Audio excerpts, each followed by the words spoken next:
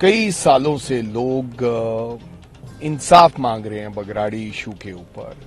लोग मानते थे कि जो कुछ भी हुआ उसके गुनहगार बादल हैं। दूसरा, गुनाह को छुपाना भी एक गलती है। ये जो माफी आज मांगी है, माफी तो मांगी, ये कबूल तो किया कि आपने गुनाह किया है, लेकिन देरी कर दी माफी मांगने में। पता नहीं क्यों तुरंत माफी क्यों नहीं मांगी गई। इसकी सलाना करता हूं। कम से कम जो पिछले कई सालों से लोग इंसाफ मांग रहे हैं बगराड़ी इशू के ऊपर, और तब से अकाली दल हमेशा, और सुखबीर सिंह बादल ये कहते हैं कि भाई हमने कोई गुनाह नहीं किया, हमने कोई गलती नहीं की।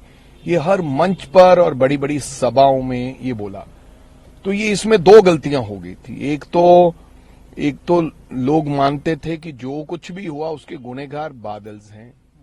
दूसरा, गुनाह को छुपाना भी एक गलती है। ये जो माफी आज मांगी है, कहीं ना कहीं किसी ने उनको कहा होगा कम से कम माफी तो मांग लो, कम से कम माफी तो मांग लो।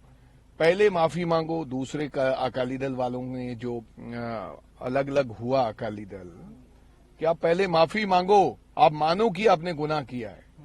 तो मेरा ख्याल लोगों की कहने से और अपने इर्द गिर्द के साथियों से जो छोड़ के चले गए थे, उन्होंने कहा पहले माफी मांगो।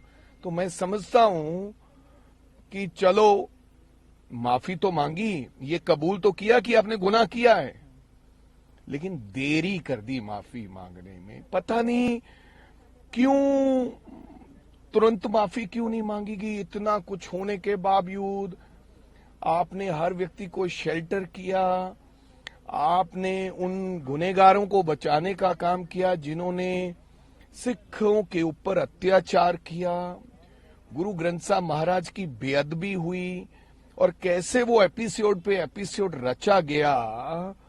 मैं समझता हूं कि बहुत देर कर दी। ऐसे ही किसान आंदोलन में किया गया।